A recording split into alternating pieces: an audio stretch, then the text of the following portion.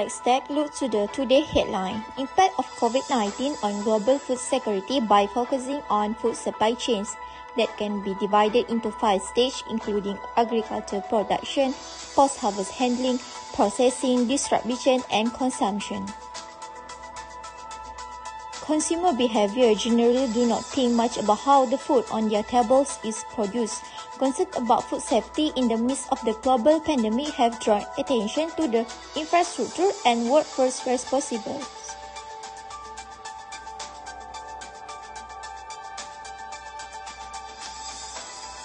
Global food trade policymakers were not ready to respond to the challenges caused by the disease.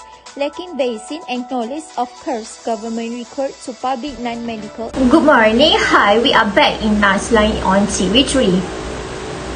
A food supply chain or food system refers to the process that describes how food from a farm ends up on our tables. The processes include production, processing, distribution, consumption, and disposal.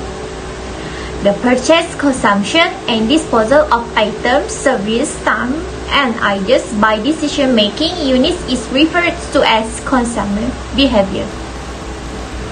The Global Food Trade Network is a multi-node system that facilitates trade between nations or regions. Trade with links is represented by age, while bilateral trade volume is represented by age weeks. Food supply of change. Food supply of tourists. Mostly the restaurant and pub are closed down, which is the trade professional food industry. Cafe closure occur from a large impact on related industry like food production, liquor, wine, food and beverage transportation, fishing, and farming. Insufficient labor supply. The shortage of employees that interrupt in certain areas such as agriculture, animal creation, and planting. An activity delay. All cycles in the supply chain include activities such as the supply of agri-product, storage, packing, stock administration and distribution. Delay in activity can affect yield and output throughout the production process. Food security concerns have arisen because of the people on lockdown restriction. Temporary or seasonal employment is common, especially for planting, sorting, harvesting, processing, or transporting crops to market. Absence of local or migrant worker due to sickness or travel restriction imposed by lockdown directly affect their health or movement. The corporate level worker is also at a high risk of being affected, and exposure to different stakeholders in this industry, interaction with potentially affected public, and contact with coronavirus affected person. The workforce can potentially affect businesses' plan and industrial production of food and beverage product. We have obtained public opinion about the effect of social incarceration. So, can you share your opinion regarding to this matter? Thank you, Iza, for asking such question. As a consumer, I think we are unable to buy groceries and food because businesses or premises had to be closed due to the COVID-19 pandemic, and the government imposed restriction on the entire population of Malaysia, and the premise had to close operation according to the set time limit. Most of the traders in the food court also claim that their income was severely affected as no customer visited their stalls and sales demand also decreased. Many buyers are afraid to going outside because of the virus, and we are unable to enjoy food in the food court as usual, resulting in individuals having to cook themselves at home. Indirectly, I can say that it reduced the source of income to businesses, and as a buyer, we lack access for ready-to-eat food. For example, like local food, just like we bought before pandemic. COVID-19 has affected greatly how people take care of their health. Before the pandemic, people do not pay much attention to their food intake and nutrients. Now, the consumer is focusing on building healthy diets by consuming healthier food such as vegetables and fruits. Consumers also started to pay more attention to practicing a healthier lifestyle by exercising more often and controlling their food intake. Secondly, shift to online shopping online. Consumers are learning to adapt to new situations and develop new habits. For example, when customers are unable to get to the store will come to them. Since consumers' options for shopping are limited as a result of lockdown and social alienation, as a result, there is a limited of locations. New restrictions and processes in the way consumers shop and acquire items and services are likely to change consumers' existing routines. So from the beginning, COVID-19 has disrupted how people and places get goods.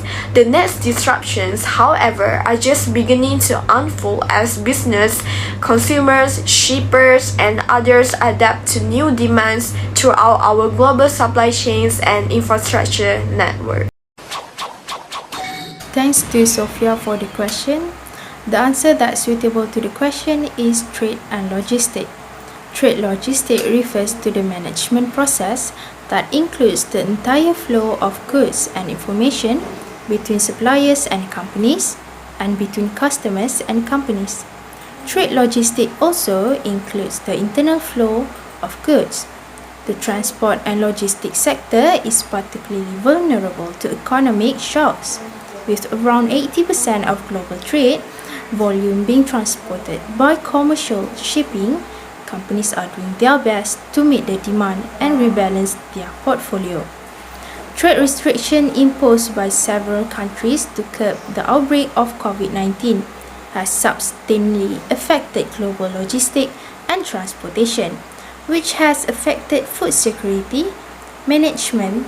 The change in trade structure caused by the COVID-19 pandemic feels like 1 year is as large as the change typically seen in 4 to 5 years.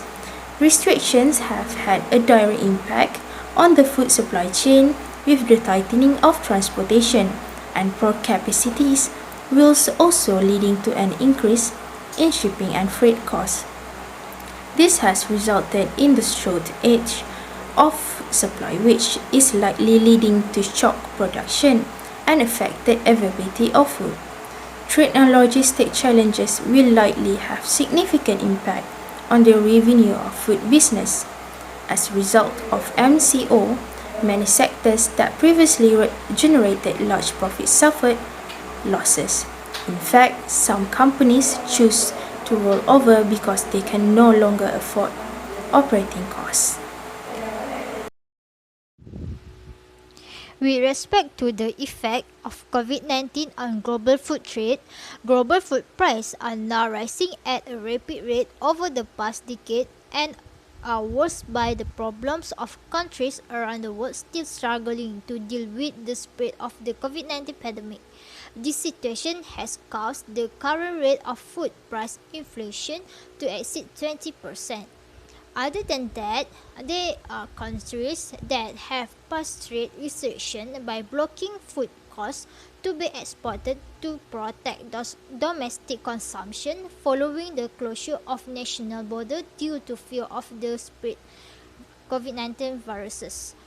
These actions have also reduced world market, adding to instability in food availability. Therefore, the price of goods in the market is volatile. So, what are your opinions on the other effects that have affected global food trade during the COVID-19 pandemic? In my opinion, during COVID-19, the impact goes to global food trade, which is lack of food supply. Due to domestic prices, farmer financial increase resulting in decreased crop production and food supply. In international market, it contains endless number of buyers that demand of food supply. With this situation, especially farmers, they had the limited access input such as seeds, fertilizers and pesticides, and they faced the labor shortage. Current COVID-19 crisis has changed the policy of food trade of some governments, like they restricting the exports and facilitating imports.